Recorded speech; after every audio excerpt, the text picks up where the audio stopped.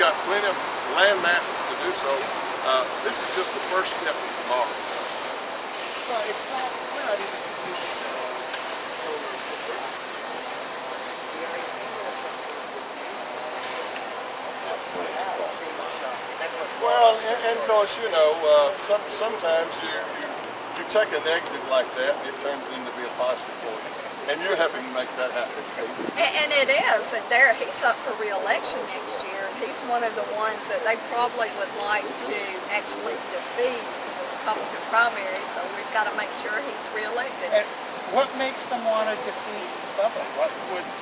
Because he led the charge and he actually watched out and advocated for the best interests of the ratepayer utility customer instead of the big corporation. He knew this. He knew that up until this year, by this time you would have a lot of money in donations in your campaign account. And he does it now, so he knew the risk going in. He knew that it was an election year next year. He knew he would face controversy and attack, but he still stood his ground anyway. Well, I've always taken the position that you are not going to get a return on anything unless you make an investment. And I've made investments in the private sector in my adult life, in businesses, and I've been successful in it. And I'm at a stage in life, fortunately for me, with good health, and I'm very independent. I don't have to have I don't have to have this job to put a biscuit on my plate in the morning. That's a good way to do it. So with that, you know, I can basically paddle my own canoe, and I try to read the tea leaves. I can promise you that. So anyway, that's where we are today, and again, we just opened the door right now. It's amazing how much light is shining in now on solar in Georgia. Yeah, I think it's, but it's amazing the opposition of people putting out saying competition is going to raise prices. Okay. We have pretty much a commitment with the commission. We're not putting up with pressure on the rate. Most of the things that are coming in now are coming in under. I mean, we could Sounds always like there's go a blower, but inside. I mean they're well above it. So I mean it's annoying, but it's usable.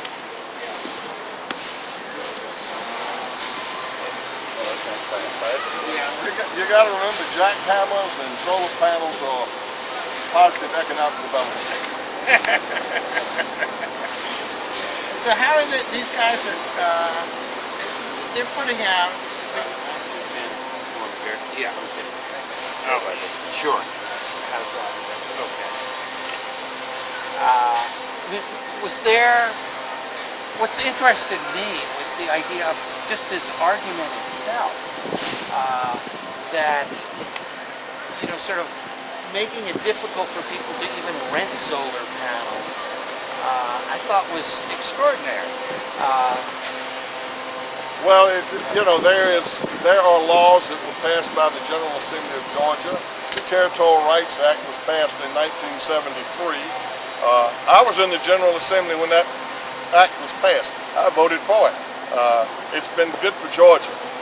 It's given us a good opportunity for generation territories. You don't have cross lines going everywhere, and which are cost effective. Right.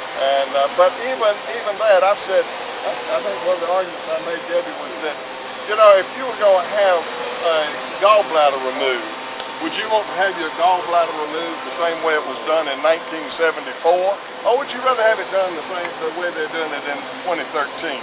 I had my prostate removed over a year ago, and I had the robotic surgery. It was great.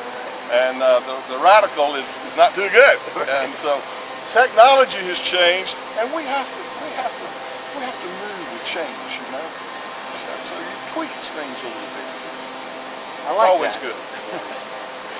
And I think he's just getting started. The commission probably just getting started with this, with solar, and they've become advocates for the people and the ratepayers now with this. I mean, the three stood strong. We appreciate what you've done. That's our job. Well, I mean, it may be your job, but there's a lot of elected officials. That's their job, and once they get in office, they forget who put them there. They would actually like receiving the lobbyist gifts and the attention, and they become very arrogant. Debbie, if I'm not mistaken, And you're not like that. at the Hollywood Diner, you asked me a question, why did you do it? Right, And I remember my answer. I did it for my grandchildren. right. That's why I'm doing it for mine. My grandson should be here. But I mean, that's what we're all doing this for. We're not radicals. We're not left-wing. We're not tree huggers. I mean, we're conservatives that care about our environment. We want to leave something good to our children and grandchildren so they will leave and we don't have to worry about them having ample energy supply or clean air or clean water. So- we want to leave them choice. So many decisions that we make at the Georgia Public Service Commission, it'll take 4 to 5, 6 years to say, well, you know, that was the right decision or that wasn't the right decision. Right. And so you have to have fortitude to make some of those decisions because they may not be the most popular at the time. Like for instance, I give you a good for instance. Georgia has been very aggressive in our pipe replacement program, the bare steel and the cast iron pipe for natural gas. And we lead the nation in that replacement. It's not like some states have done, they've kicked the can down the road, and one of these days, it's going to bite them. Right. It's going to happen. But our commission has been very positive and very aggressive in things of that nature. And the only thing, you know, I want Georgia to show up on this next publication as far as I do our too. position on solar. Quite incredible that they turned the tables on this. So I thought it was incredible. Tell them some of the questions you asked. Oh, Is it a first of mandate? all, was it a mandate? He said it was not, that they did not believe it was a mandate. And it would have put up pressure on rates, and he said it would not. Would it be forming a monopoly where no one else can get into one country? No, it would not. It went on from there. So it was just everything put him on the hot spot, and people were cheering when we found out about it because of the fact that he was going point by point, and he had the foresight to know while the media was there to actually put him and ask him questions before they voted. So it kind of put him in the hot spot, and it was quite interesting that he had intestinal fortitude He to was very honest, and they were very forthright and forthcoming, and I appreciate that from Kevin and Georgia Power very much. It's good that he answered honestly. Oh, Good yes. that you got the answer. I have never found that they would not answer honestly. when asked, you know, during a hearing like that. So, but it was unique. He went through and all the things that were in the email. And the horse's mouth, straight from the horse's mouth. Kevin Green, Georgia Power's attorney, said, no, that's not true. No, that's not true. No, that's not true. So we sent that out in email. Did someone, who was saying those things were true? Americans for Prosperity said that in their email. Americans for Prosperity. And they said, That it would- start again with Americans for Prosperity. Americans for Prosperity sent out an email, and it said that it would cause rates to increase by 40%. They said that it was a government mandate. They said that it would create another monopoly. And Mr. Everett got their attorney, Georgia Power's attorney, spokesperson, during the hearing and went through point by point, and he repudiated what they had sent out because he said, no, it was not, no, it was not, no, it was not. They had used some information that was actually dated, and they did not realize the fact that it was dated information. You take the solar, it has dropped in price, as you well know, nearly 70% in the last few years, and they was using information that was about 2 to 3 years old. It was giving out a lot of misinformation because of that. Wanted to straighten out the record. And he did a great job. We did not know he was going to do it. I was actually in Las Vegas when it happened. But someone did do an audio recording of him doing that, and I believe I sent it to Melissa, so you guys should have it. And it's where he asked this, and it was just like, you remember that TV series Matlock? Wait a What? second. I like when you use these TV references. It's great. Do I what? You remember the TV series Matlock, when Ben Matlock would question the witnesses and they would go step by step? Well, Mr. Everett was Georgia's PSC's version of Matlock when he was doing that. So it was quite unique.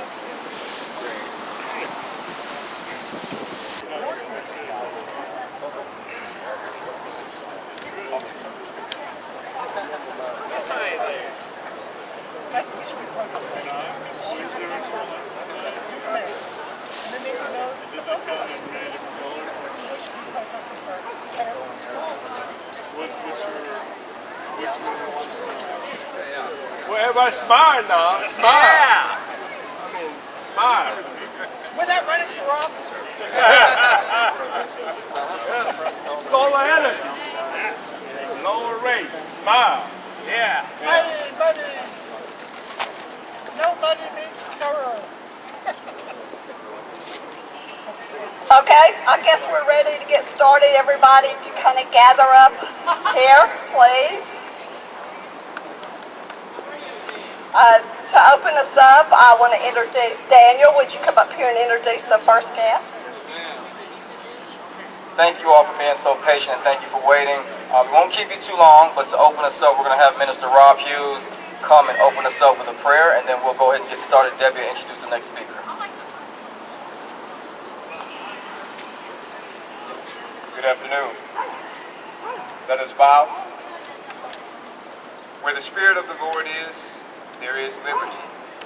God, we thank you for allowing us to gather today at the steps of the Georgia Capitol to bring together hearts, minds, and spirits that will act in ways that will build, lift up, educate, and inspire a group of people that are seeking justice, direction, and your guidance. We pray for your protection. We pray for your spirit to flow to each person. We pray for the power of coalition. We pray that the work and the word will go forward with power and with clarity. We thank you for this time of gathering. We pray for the leadership. We pray for the ideas. We pray for the preparation. And we pray for the work and the road ahead. And most importantly, we pray that we go forward in your strength and in your name. Amen.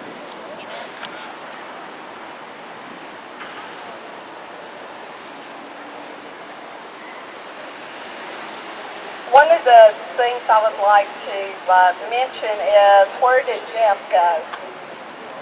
Chapman. Jeff, would you like to come up here?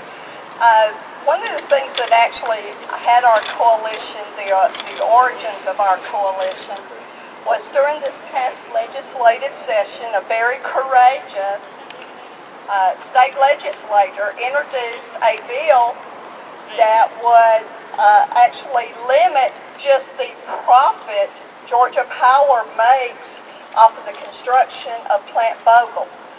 We came together, we supported Representative Chapman's bill, and we were laughed at during the committee hearing by a lot of the lobbyists aligned with Georgia Power. We met Shane. Are you here, Al Greasy? We actually met at that time, and Kay Godwin is here. She'll speak later. Kay and Pat.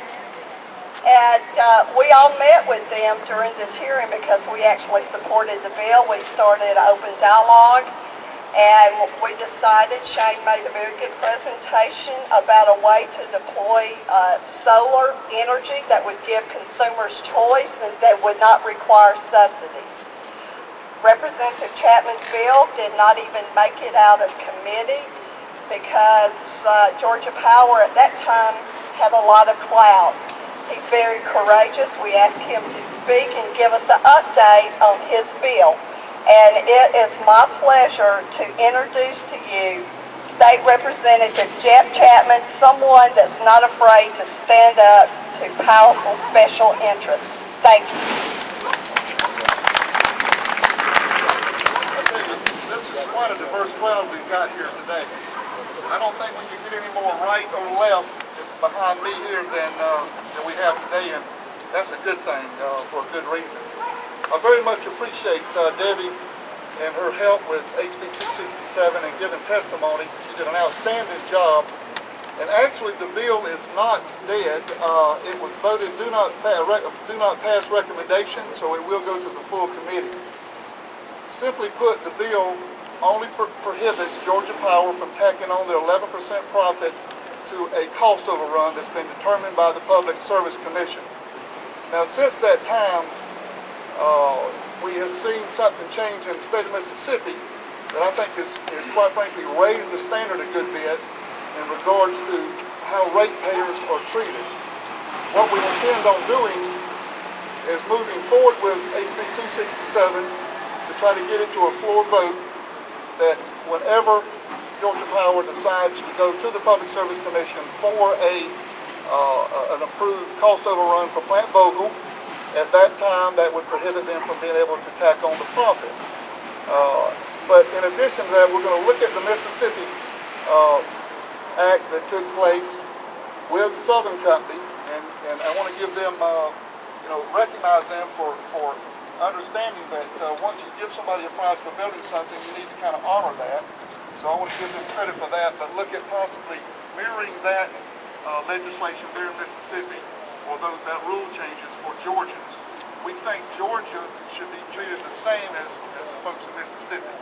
So we're excited about what that bill has to offer for just simply fairness.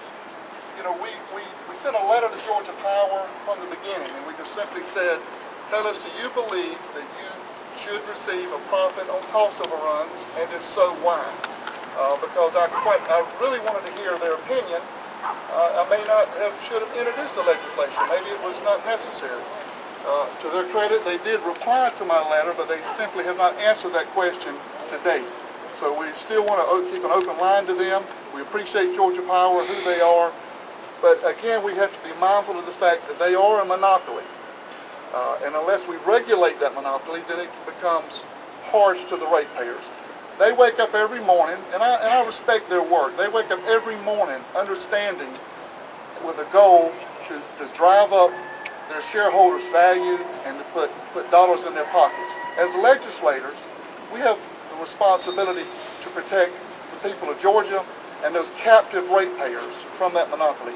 I'm sure we can find a balance. I look forward to working with them diligently to find it, but at the end of the day, we've got to do right by the people of Georgia. So thank you very much, Debbie, for letting me speak.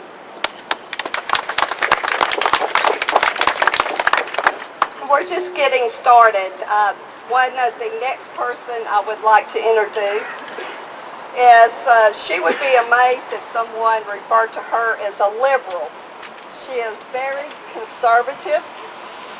There's been a lot of misinformation that has gone out that actually, the bus go by, that only liberals care about conservation and like green energy. There's a lot of people here that would be amazed at that description. We're just conservatives that care about conservation. We want things done in a conservative way, and we care about our environment, and we want to give consumers choice.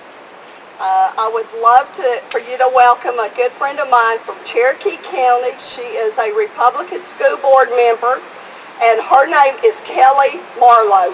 Thank you.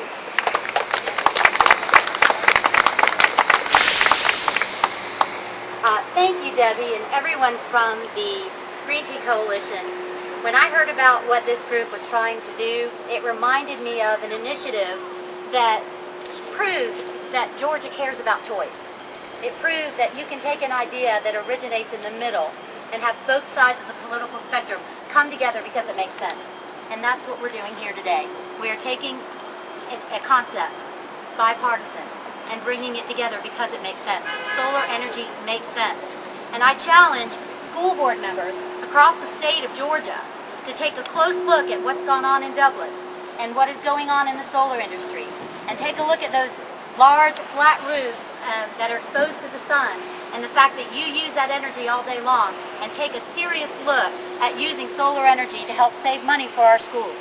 And I support Representative Chapman and the efforts of the Green Tea Coalition, and I do challenge elected officials across the state to do the same. Thank you.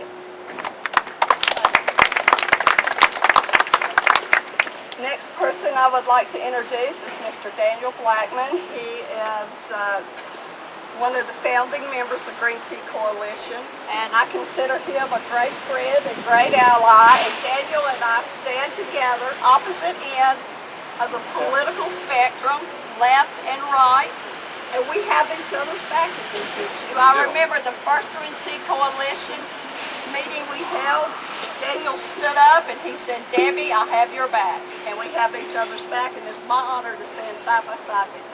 So Daniel. Thank you so much. I'll keep my remarks brief, and I think what I'll start off by saying is the why. We're here today as a coalition because in 2008, the Consumer Utility Council was decommissioned. It was defunded by the state of Georgia, and literally what it was for was to be a voice for the ratepayers at the Public Service Commission. So fast forward 5 or 6 years to where we are today, and the reason why this coalition is started is simply not because of the relationship that Debbie and I have, nor because of the Tea Party Patriots or the Sierra Club. We are in solidarity. We agree that the environment is an important issue in this state, but we're here today because of the ratepayers. Before we even put a political title in front of any of our names, we're citizens of the state of Georgia, and we believe that ratepayers should have a voice not only with utility companies, but at the Public Service Commission. So what we're doing today is we're not drawing a line in the sand. Like Representative Chapman, I want to publicly thank him as well for being honorable and doing his part in making sure that we do have a voice right behind this building, the Gold Dome. But also I want to stand here and say that we're not drawing a line in the sand. What we're doing is we understand that Georgia Power is, economically, it provides a lot of jobs in the state of Georgia, and we appreciate that, but we are going to hold them accountable. When we elect someone to be our public service representative, we hold them accountable. And whether it's cost overruns on the shoulders of ratepayers or excessive spending, whatever it is, we're going to hold them accountable. This coalition is established today, and it's put in place so that we as a coalition can work together. Like Debbie said earlier, I'm going to stand with Debbie, and I'm going to be by Debbie's side as long as I have to be, and we're going to disagree. We don't want anyone to think that we haven't sat down and debated or gone back and forth, but I've met great people, and at the end of the day, we're Americans, we're Georgians, we are ratepayers, and we're standing here today collectively because we believe that outside of having different ends of the political spectrum, we agree that utility companies should be held accountable, and that ratepayers, especially when you have a senior citizen on a fixed income that has to decide between their medication or a bill, a cost overrun or an addition to a person's utility bill is very important. And hardworking Georgians, in the midst of us recovering from some of the hardest economically challenged years that we've faced in our nation, the ratepayers in this state that are hardworking men and women deserve to not be burdened with excessive spending or with cost overruns that are a result of anything developed or built, not just by Georgia Power, but any entity in the state of Georgia. So again, we appreciate you being here. My name is Daniel Blackman. I look forward to supporting all the speakers here and to seeing that ratepayers in the state of Georgia have a voice and now have a Bill of Rights that we can hold our utility companies accountable to. Thank you.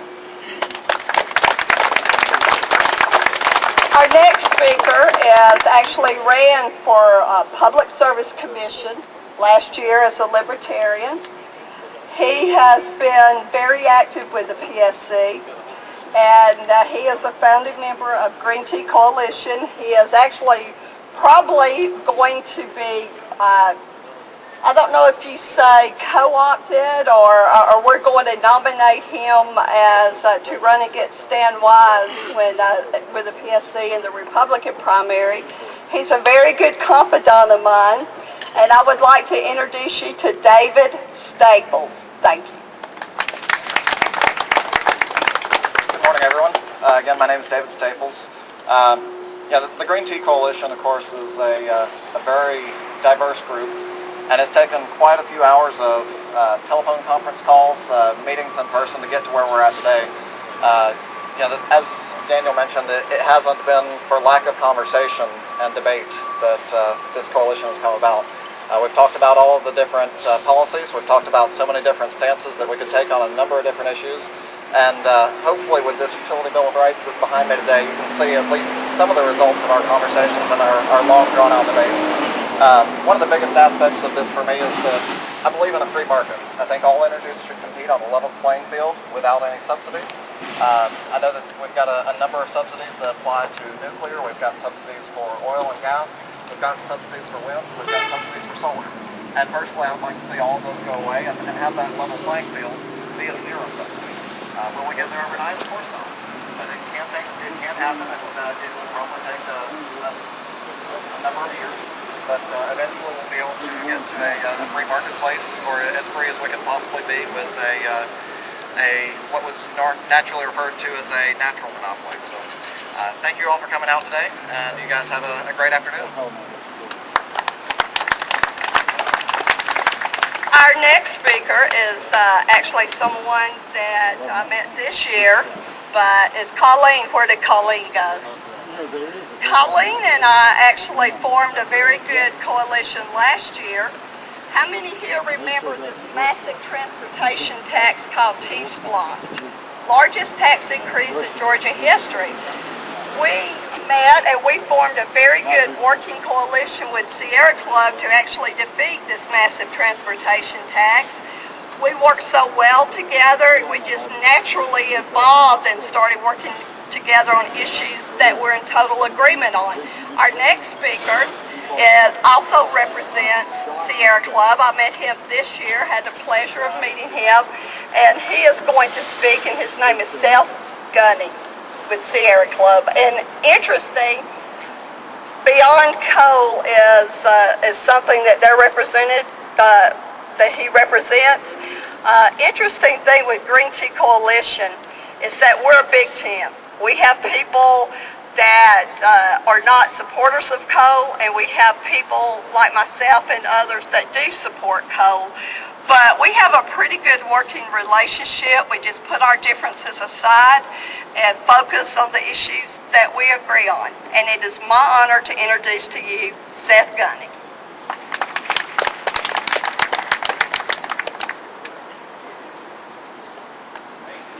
Thanks everyone for being here. I want to thank all the organizations that are here that have made up the support and the political movement and motivation to get the Green Tea Coalition off the ground. Thanks to Representative Chapman, other elected officials that we have here, candidates for elected office. My name's Seth Gunning and I work for the Sierra Club. And who would have thought 18 months ago that liberals and conservatives and Sierra Clubs, environmentalists, Tea Party patriots and libertarians would have come together in Georgia to start to work on clean energy issues, to start to work on issues to open up markets and free the market of barriers so clean energy can grow in the South. I feel honored to be here today and to be here announcing the Green Tea Coalition's Utility Customer Bill of Rights. Our coalition is in its infancy, and we've been working for the past couple of weeks to find what common ground we can move forward on. We're not making compromises as organizations. We're finding the areas that are core to us that we can work on to move forward together on. So I'm just going to spend a moment and read some of the core values that we've come up with and put into the Utility Customer Bill of Rights. The Green Tea Coalition strives to find common ground from across the political spectrum to educate and empower American consumers, advocate for 21st century energy policy, and unlock the full potential of America's energy future. We believe that utility customers have the deserve freedom of choice and protection from undue financial risk. And we have 5 rights that we believe utility customers deserve to have protected and advocated for in the consumer advocacy community. So the first right is the right to save money on utility bills. Utility customers have the right to reduce their utility bills by investing in energy efficiency and renewable or alternative energy generation on public or private property without penalty or obstruction by the utility. The second is the right to accurate information, electricity consumption. Utility customers have the right to know their true electricity cost based on time of use and should be free from unnecessary expense resulting from inaccurate data. Rates should include all fees charged by the utility, and all customer information collected by the utility should be kept private and secure. The third right is the freedom from bearing all financial risk. Utility customers have the right to pay for only those utility investments which are used and useful in the production, transmission, and service of power consumed by the customer, and should not bear undue risk that utility investors would otherwise bear. The fourth is freedom from subsidizing utility lobbying. Utility customers have the right to not subsidize lobbying expenditures or political contributions made by the utility or utility representatives to any political campaign. The last is right to choice. Utility customers have the right to choose the type of metering device installed on customer property with the understanding that fees may be charged in accordance with additional expenses incurred by the utility. These 5 rights are at the core of what the Green Tea Coalition believes it can do moving forward. These values, these principles are going to guide our work in the coming months. Already, we've seen that Georgia Power is for decades, deep-pocketed interests in the South. The utility company, Georgia Power, have worked with the legislature to usurp the interest of ratepayers, the interest of utility customers. As advocates of utility customers, the Green Tea Coalition is going to use these principles to ensure that we're going to use these principles to ensure that clean energy has the opportunity to stabilize rates for Georgia utility customers. And with that, I'm going to introduce a man that I met about a year ago, Mr. Shane Algreason with Georgia Solar Utilities.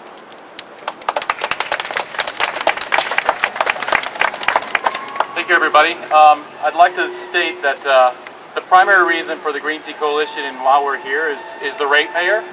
The ratepayer is in a position in this state that truly does need some help. And I'll let you know that I would like everybody who's a ratepayer and who is a citizen of the state of Georgia, and the reporters and others, look into Senate Bill 160 that passed in 2011, signed by the governor on May 12, 2011, which followed the Citizens United ruling saying that corporations are people and money is speech.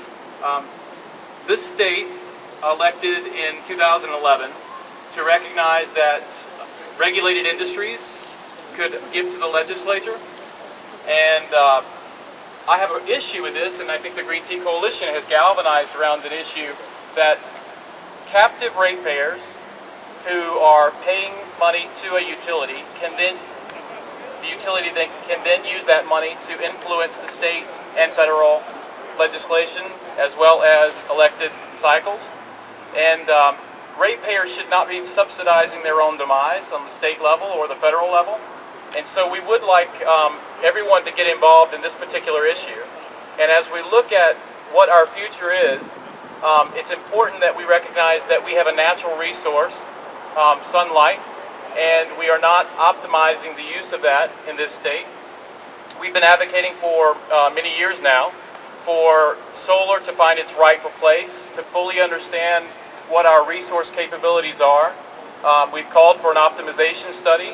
We've even looked at HB 657, which allows for solar to be deployed if it's in the best interest of ratepayers peppered across the rural parts of Georgia. And as we move into this next election cycle and this next year, I really would like everyone to begin to understand that if we're paying for our political demise on the state or federal level, it's us that allows it to happen. So if we wouldn't mind, let's get involved. Thank you. Really appreciate everyone being here, and we're going to take questions after this is over. One of the things I would ask is if you're here representing a group or if you're a candidate, could you come up behind us? We're going to ask you come to the microphone in a few minutes and just say who you are, what group you're with, and that you're here standing with Green Tea Coalition. So there are a lot of groups or people up here. We'd ask that when we start the line that you actually come. This is something that's very important for us. I've got to turn the microphone down. I'm short. People ask me why I'm doing this. And I will tell you that I'm doing this because over there in that corner, he's probably playing baseball. My daughter, Ashley, this is my daughter. They're here from, she and her boyfriend Hayden, and my grandson came in from Montgomery, Alabama. My grandson is my pride and joy, and he is the reason I'm doing this. I'm a grandmother. Grandparents in this area will understand that when you have that first grandbaby and you hold that precious child in your arms and you look in the eyes, this is my baby. He's playing shy. Say cheese for the cameras. This is my baby.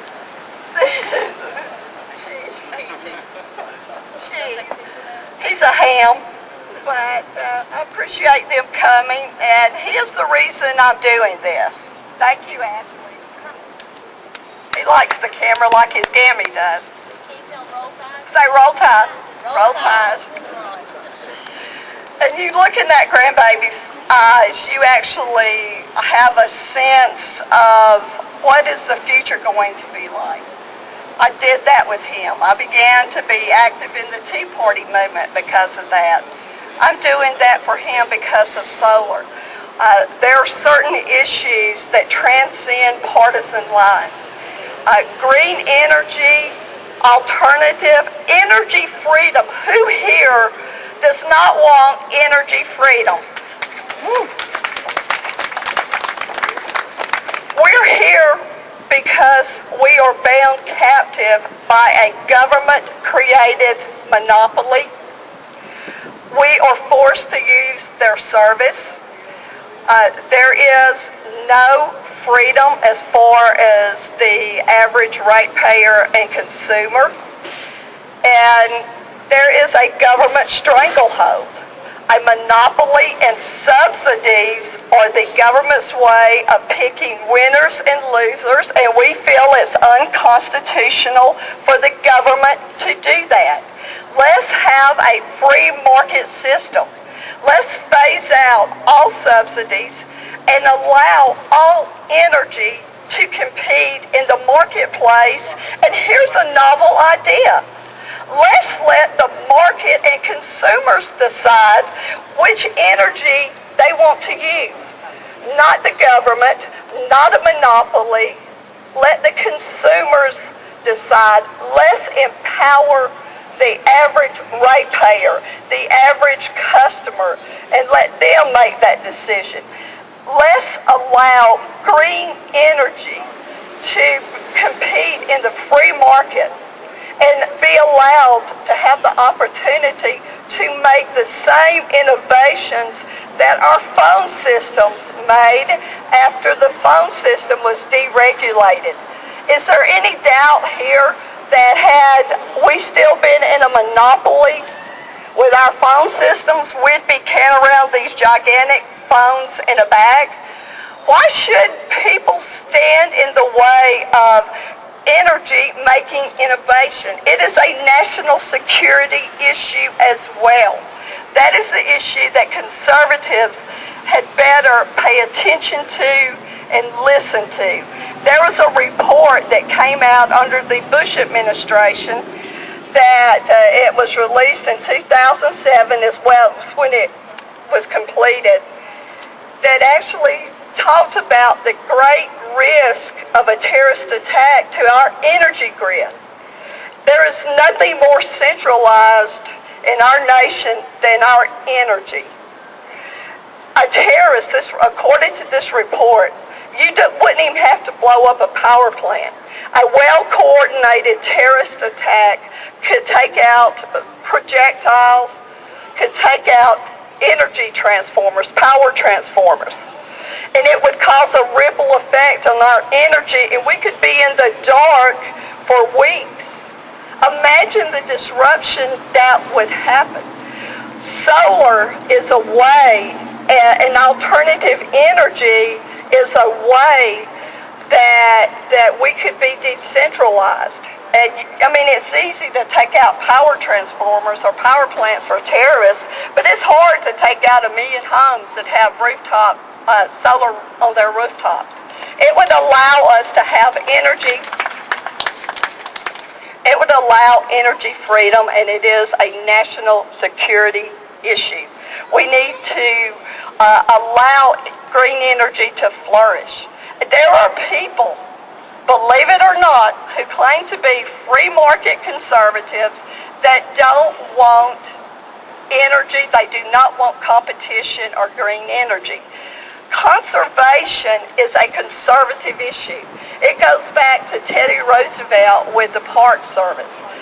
Ronald Reagan was not known to be an environmentalist president, but he had very strong environmental ideas. He just did not believe in government mandates. Ronald Reagan signed the Montreal Protocol. That's something he advocated for and he fought for. He came up with the idea, and all of our elected officials should listen, that it is less expensive to prevent damage to the environment than it is to clean up the damage from the environment, and that's why he advocated for and signed the Montreal Protocol. Ronald Reagan also said that protecting the environment was a bipartisan issue. I totally agree with that. It is an issue caring about the environment. Energy freedom and liberty is not a Democrat issue. It is not a Republican issue. It is not a progressive issue or a conservative issue or a moderate issue. It is an American issue. And we are all here today, not as Republicans or Democrats or liberals and conservatives. We are here today as Americans that greatly care about our environment, and we care what the future holds, and we want to give Americans energy freedom, energy choice, freedom and liberty. Freedom and liberty is something we as Americans crave. We have the freedom to attend the church service of our choice. We have a freedom not to attend church. We have the freedom whether we want to vote in an election or not. And that's something that we have always cherished. We have the freedom of speech in our nation. We have many liberties and freedom, but one thing we don't have true energy liberty or true energy freedom like we need. And that is something that we're all together today, and we're going to advocate for. And we know it's an uphill battle. If there are any, by the way, if there are any Georgia lobbyists, Georgia Power lobbyists at this gathering, we're glad you're here.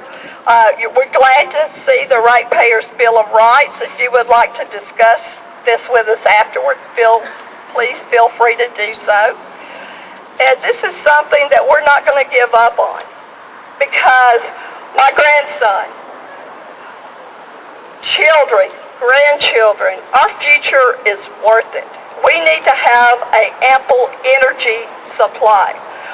What is the big deal for people to stand in the way of energy freedom and choice? And when people oppose us, they are opposing energy freedom and choice for consumers. And that's what Green Tea Coalition is about. And I urge you to get involved with us. We know it's an uphill fight, but you know what? Our children and grandchildren and future generations are worth fighting for. Energy, freedom, and liberty.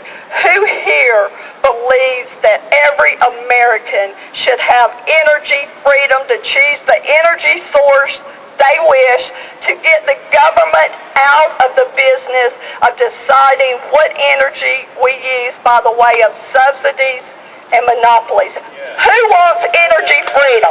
Yeah. And we're going to ask people to come up. We ask you to join Green Tea Coalition. This is a battle. I can't tell you how many times I was called a liberal, I said I was into bed with progressives, and I've been called a lot of things. Some good, some bad. Mostly bad by political adversaries, but one thing I've never been called is a liberal. We had 3 public service commissioners that were here tonight. They stopped by for interviews. And I can tell you we're just getting started. And after we have people come to the mic, we have, by the way, we have people, Tea Party activists in Catoosa County that could not be with us today because of the drive that support us. We have activists in Savannah that had to work today, and they support us. We have activists across the state, but we need help getting the message out.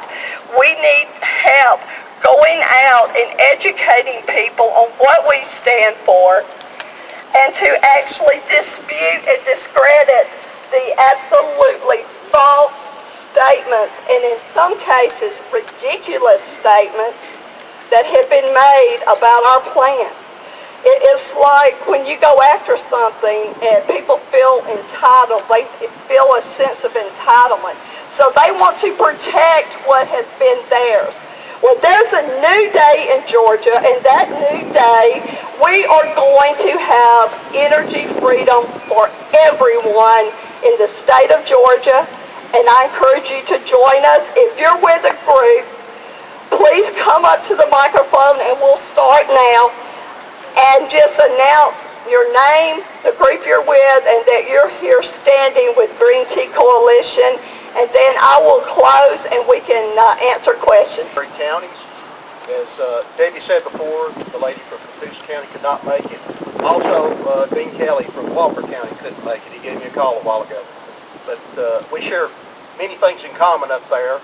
2 of them being we all border Tennessee, and we're all on board with the Green Tea Coalition. And I'll make it simple. We're on board because it's the right thing to do. Thank you.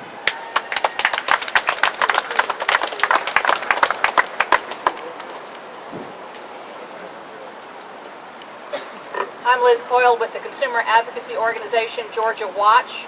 In 2009, we founded our consumer energy program to look out for ratepayers at the Public Service Commission, and we continue to participate in hearings on a regular basis. We're getting ready for the Georgia Power rate case kicking off in October. They're asking for a 6.1% rate increase, and those profits that Representative Chapman talked about a minute ago, that 11.1%, well, they want to increase it to 11.5%, which is well above the national industry average. So Georgia Watch will be there looking out for the little guy in those hearings. We're delighted to be a part of this coalition. We were delighted to work with Representative Chapman on House Bill 267 and with the Tea Party and the Sierra Club on that as well. And we look forward very much to being a part of this Utility Customers Bill of Rights. Thank you. First thing, Debbie, I want to say is, wow. This is awesome. My name is Pat Tippett. I'm the co-founder of Georgia Conservatives in Action, and I'm happy to stand here today with Debbie and the Green Tea Coalition to let you know I pledged my support for the ratepayers bill and also for Jeff Chapman, Representative Chapman's bill, and I'm delighted here to meet all these new folks today, and I do again pledge my support to see that these bills pass.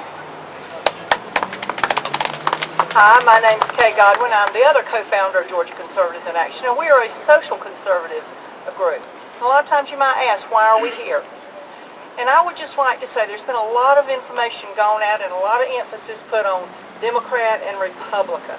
There's been a lot of emphasis put on organization, whether you're a member of a liberal organization or a conservative organization. I'm a member of God's organization, and I'm telling you that He wants things done right.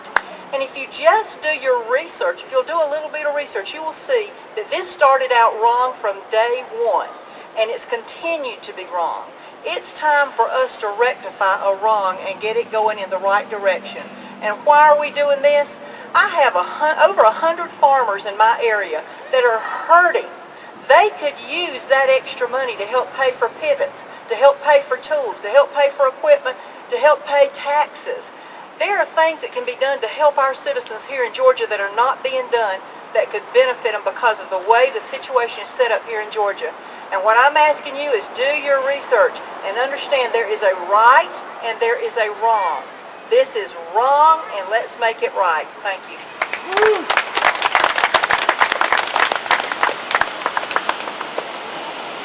Anybody else? Dean, come on, just form the line and let's go. We're here for solidarity. Good afternoon. My name is Dean Sheridan, and I'm a lifelong conservative as well as I represent Cherokee County. I am a candidate for the Senate District 14 seat that's going to run through a special election. I'm also in the energy management business. You know, I've worked with Debbie for quite some time, and the interesting thing is she's telling you exactly the way it is. You got to take it from somebody that's been in this business. The reason why we are not getting the public these products at affordable prices is because of the subsidies. I soon found out 5 years ago when I got into this business that the free market enterprise is really being shunned to the point where these free subsidies are really costing the end user all the money. I've been a lifelong business owner, and I can tell you that the only way a consumer is going to be able to get what they need and deserve by having lower prices in various entities in the marketplace is through the likes of what the Tea Party Coalition is doing, and I truly believe that this Tea Party Bill of Rights is a blueprint that we can use in all the renewable energies. And the reason I say this is very simple. When I first got involved with the Tea Party Coalition, I realized that some people in the newspaper had said that the Tea Party Coalition was some kind of a confounded, something that was just horrible, okay? And I felt that it was something that I had to pay more attention to because it was effective. And I can assure you all here today that once we're able to bring these ideas forward and people get involved and the conservatives that are involved, because it's all about free market enterprise. And I thank you very much.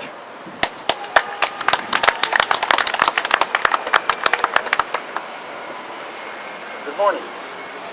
Thank you for the platform. And I'm Eugene Lee McCord. I'm Eugene Lee McCord. I want to give credit to the president that actually did what you guys are now getting around to do. Jimmy Carter passed Low-Head Hydroelectric Redevelopment Act, renewable energy, sun, wind, and power. That's Jimmy Carter. Reagan didn't give a damn about the environment. Jimmy Carter did. The first project of low-head hydroelectric was done in Porterdale, Georgia, with the manufacturing. VA signed the contract that implemented the validity of what Jimmy Carter set up. So give him credit for what he is. He's an environmentalist president. And I'm sure he gives his accolades here to your new endeavor, but this is what he did in 1977. Thank you.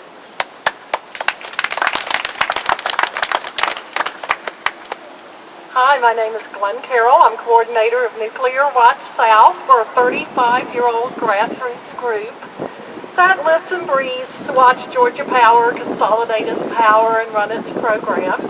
And we were particularly upset when the construction work in progress law was passed in 2009.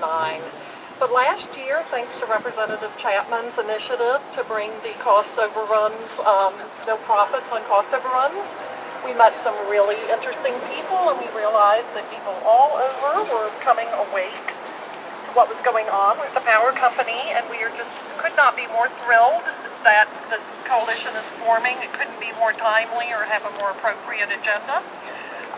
We have developed a petition, which is available on stopquip.com, and are seeking support to repeal the Georgia Nuclear Energy Financing Act, which we feel is a very modest ambition compared to what the Green Tea Coalition is signing up for. And so we are just happy to be here, and praise be. Thank you. Anyone else? Yeah, thank you, Debbie. Thank you, Shade, and everybody. And thank you for coming to listen, and those who are watching. My name is Free Palazzo. I helped organize Clean Air for West Georgians. We got into this issue primarily because we think the environment includes human beings. We're part of the environment. I have a hard time sometimes being understood, but I've got an illness called sarcoidosis that affects my lungs, and I've got children and grandchildren with asthma, And you talk about the cost of energy. We don't seem to count a lot of things that the energy company produces, like disease, like days off of work because you're sick, like death. And it amazes me that, and I'm not too surprised because I'm also an accountant. I've been an accounting professor. And I got to tell you that when you talk about the cost of your energy, nobody is including the green power companies as part of their cost, that part of our health care that we end up paying ourselves because of the practices of the people who generate our energy. So I'm for alternative energy primarily because I want to be able to breathe when I come to Atlanta. I had to move out of Atlanta because I couldn't breathe the air, and I went to West Georgia. And now I'm fighting to make sure I don't have to move to the West Coast. Please, people, it's not just about money, it's about your life. And it's not just about your grandchildren, it's about you. And you deserve to breathe. Thank you. Okay, now are there any questions about? Yes. My name is Paul Hayes. I help the Sierra Club and I help the Nuclear Watch South. There are a lot of reasons to be opposed to big energy, but we need to know that over 1,000 miners a year die of black lung in the United States because they dig coal in unprotected regions such as Kentucky and West Virginia. And also 450 mountains have been destroyed. This is going on mainly in West Virginia and Kentucky, but also Tennessee and Virginia. And we have got to come up with solutions like the green tea wants. We've got to have solar and wind and conservation. And we've got to do it in a way that will make money for people and provide jobs. Thank you. Okay, now, any questions? Go ahead.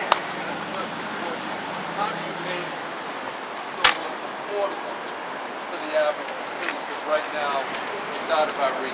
Okay, Shane? Robert? Without government subsidy. Right now, there are no in Georgia. Solar has come down, and you guys were not here when actually the PSC commissioner said that they're bringing the solar in under 9 cents. He asked, how do we make it affordable for the average consumer? It is affordable now. The prices have plummeted almost 70% in certain areas, and he can give you a little bit of information on that. Or Robert can. Yeah, ultimately, the panel prices have come down significantly, which is a significant cost, but there are a lot of ways when you're looking at solar. If someone's looking at putting it on their home or business, they would be creating energy during the daytime and peak time. The rates need to be fully understood by the ratepayers, how much they're actually paying for energy during those daytime and peak times. Typically, someone would install solar. They could borrow money, let's say on an average home right now is 1,150 kilowatt hours per year. They could install a system that's a 5 kW system, which would be 65% of the energy requirements. They could borrow that money at a 4 to 6% interest rate. They could pay that system off and be completely out from under it within 7 to 9 years. And they then would have energy coming to them for the next 35, 40 years at virtually no cost other than some O&M and some maintenance on the system. So it is certainly in the best interest of the ratepayers to fully understand what they can gain from the installation of solar. But we've also come at it from a different angle because if you look at solar as it's deployed, if a person installs solar and yet we've asked the utility to build an infrastructure of X and people go solar, that infrastructure is no longer being used to its fullest, and so therefore there's what's called stranded assets. And those stranded assets are then placed onto the back of the non-solar customer. And so that's an unfair situation. The Public Service Commission doesn't want to do that. The legislature doesn't want to do that, but the utilities use that as a reason not to move forward. And so what we were able to do is show the Public Service Commission as well as people here at the House and the Senate that we can deploy rural solar in rural Georgia, peppered around the state, in a way that actually can bypass the Wall Street money of PPAs, get to the bond market, and that produces energy somewhere between 9 and 10 cents. That creates an energy savings. Those savings can pay for, a portion of those savings can be a rate reducer for the ratepayers, as well as paying for the stranded asset claim. So you end up, through rural Georgia solar farms, it actually funds the individuals who go solar, and those stranded assets end up being paid for. So we find that having the two sides, like a yin and a yang approach, is actually the way that our state can move forward and do it in a Georgia way, not trying to apply a California model here. And when you get to the bond market, you don't need the incentives at all. So that's the key, is we really approach this from a way in which we have no ratepayer or state incentives. Yes, go ahead. Seth, Colleen, you guys get up here. May ask David. Go ahead. Representative Chapman mentioned the situation in Mississippi, and you've also got in Alabama now, where in Mississippi you've got this sort of beginnings of a left-right coalition over the Kemper Plan, some other energy issues, and in Alabama you've got this rift within the Public Service Commission over there over putting utility executives under oath. How much conversation has there been cross-state, or has there been any, and do you foresee that there is any possibility of this idea sort of crossing state lines? It already has crossed state lines, where we actually had a conference call with Barry Goldwater Jr.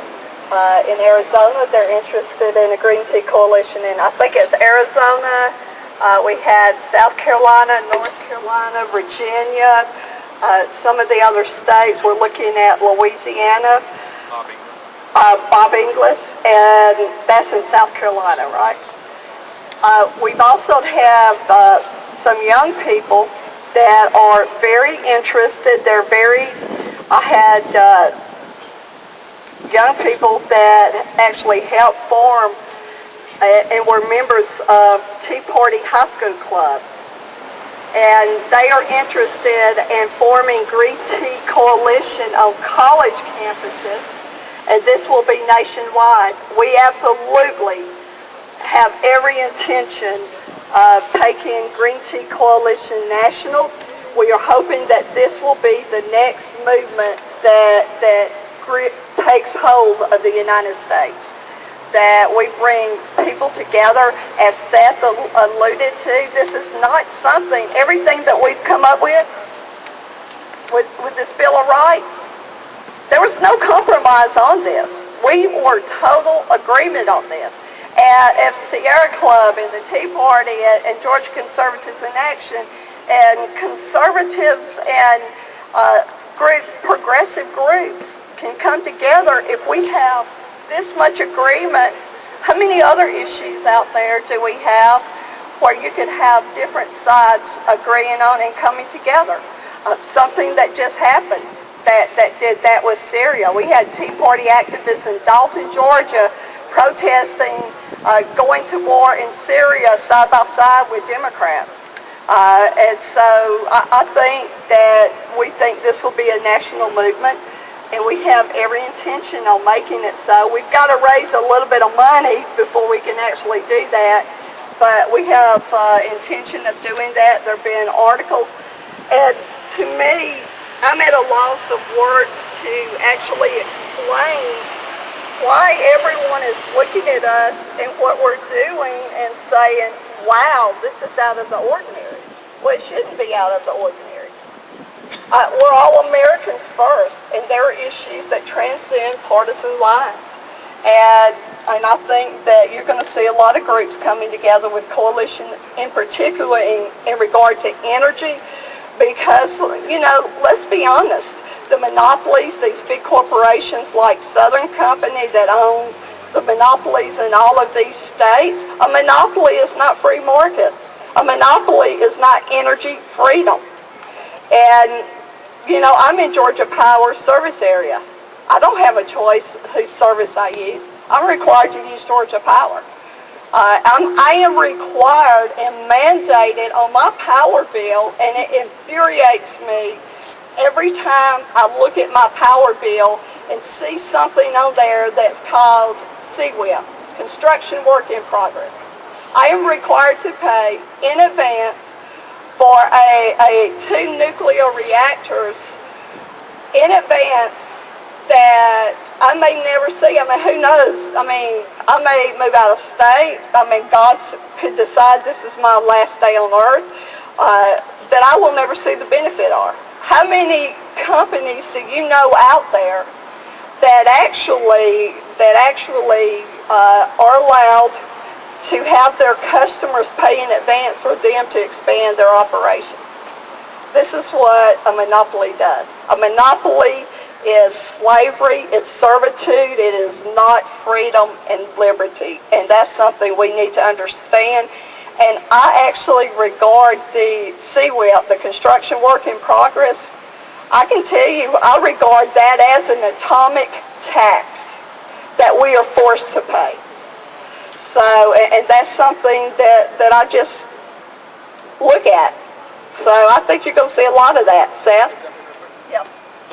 So regardless of whether or not the Green Tea Coalition here in Georgia acts to spread this movement across the country, I think what we're going to see and what we are seeing is that in any place that a utility company is actively preventing its customers from benefiting from the financial benefits of clean energy, affordable clean energy like solar, wind, and energy efficiency, ratepayers from across the political spectrum are going to come together to demand that they be allowed to benefit to the fullest extent to solar to drive down rates. Absolutely, and you'll see people come together, and we're here to provide assistance in other states that can come together to serve as a guiding light for what they can do. So I think you're going to see a lot of different states form the different chapters that they're in control and determine what issues and what stances they take. So I think this is great. Let's say one thing. In addition, there's a code of ethics for government service. There's 10 of those, and one of them is to find and employ more efficient, economical ways of getting tasks accomplished. Okay, that is sort of the charge that we're supposed to have as government employees or public officials. And there's really no reason that same kind of thinking shouldn't take place with Georgia Power. I would encourage them to come to the table and sit down and talk about this Bill of Rights. That was one of the disappointing things with them with HB 267 was I asked them to respond. They didn't. I mean, they responded to the letter, but they didn't answer the questions. And then later, when we did have a hearing, they loaded the room up with, as one of my colleagues used to say, alligator shoe lobbyists, and loaded it up with, I thought we was at a sequestration meeting initially. I mean, it was like the end of the world. And then ultimately there's a video where the CEO was speaking about Mississippi, about we need to do the right thing, we need to honor that commitment. So I would encourage them to do not respond, but engage this and explain why the things we're proposing are not good for Georgians, and see what we can work out that will be fair and equitable. A good deal is when both parties are treated fairly, and I think that's what everybody here wants, is what's good for our families, good for Georgia, and good for America. Thank you. And I will say that Representative Chapman has answered the call, and he does believe that Georgia ratepayers should be treated, have the same protection as Mississippi ratepayers do.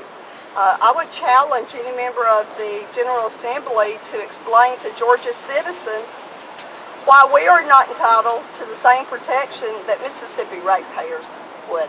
I'd love to see their answer to that, and let them look their voters in the eye and say, oh, no, Mississippi special, they have protection. You don't, too bad, we didn't think about you.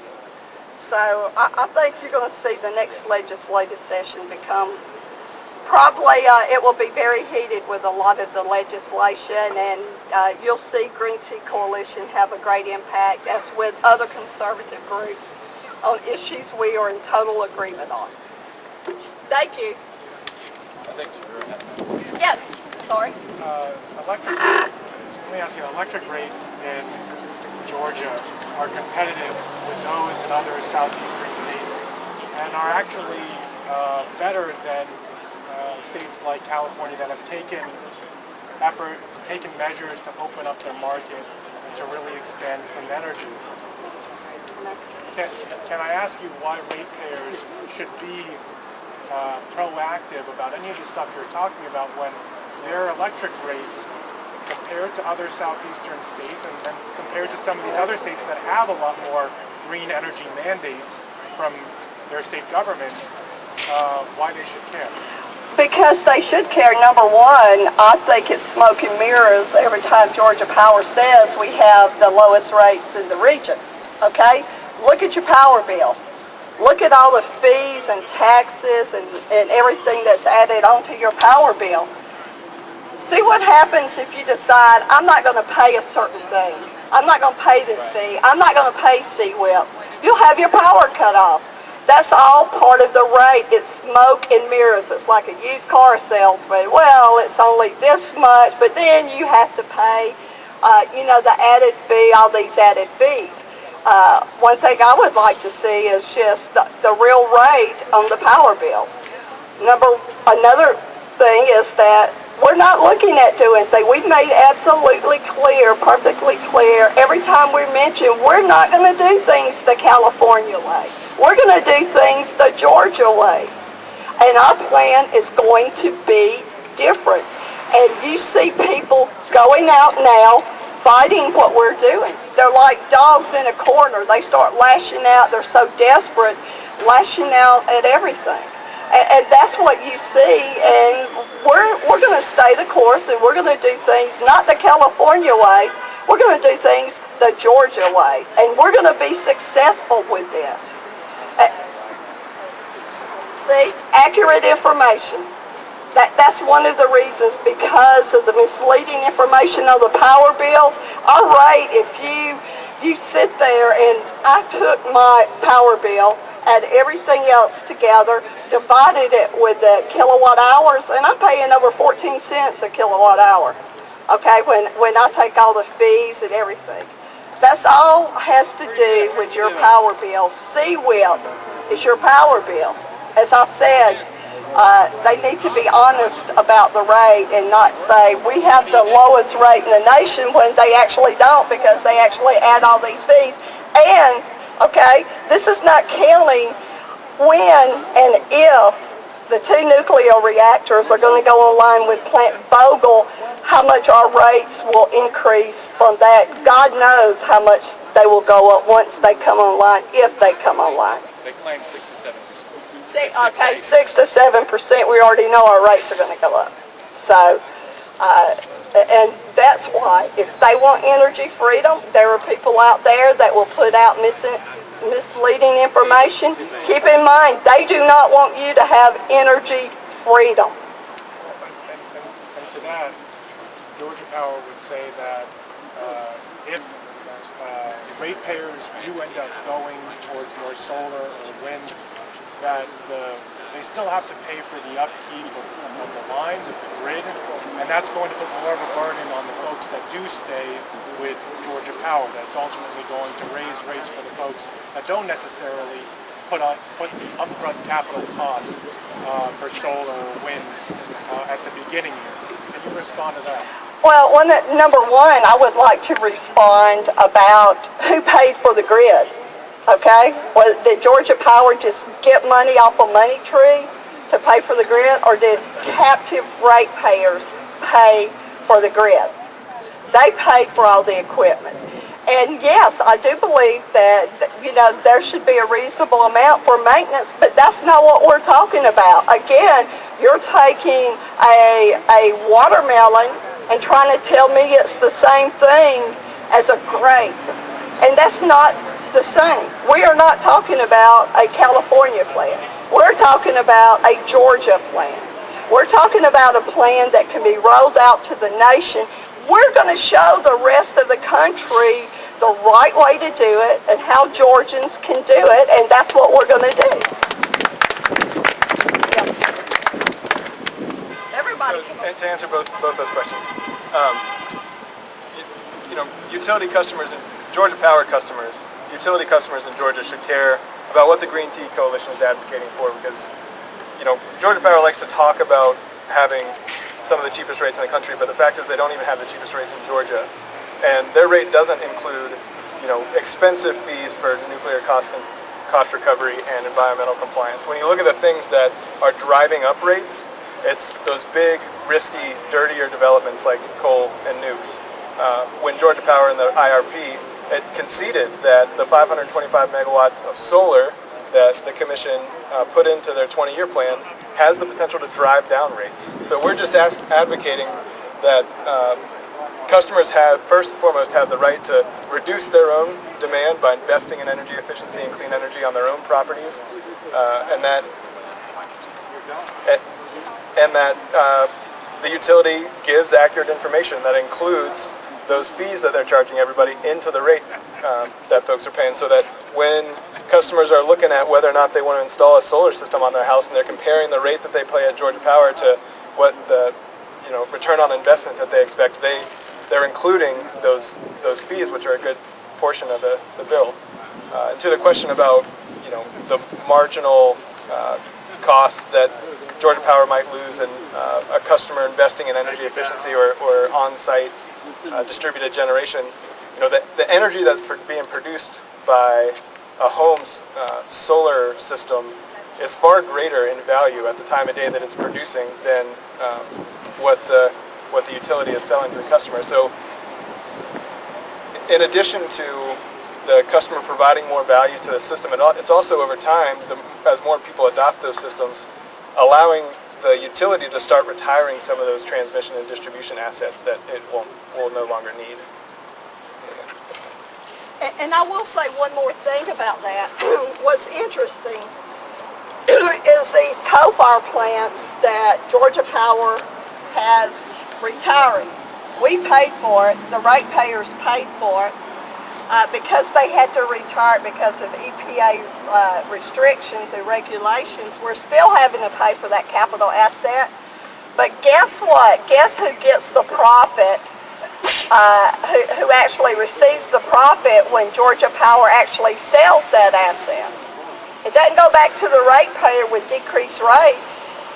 That's something Georgia Power keeps themselves, even though that we pay for it and we're continuing to pay for it. So I just want to say that I paid for everything but the QIP tax. I paid everything else on my bill, and I got a notice that they were going to cut off my electricity for not paying that one tax. So they're all fees. I mean, they're all regard to your power rates, and it's just smoke and mirrors. It's a shell game that they play.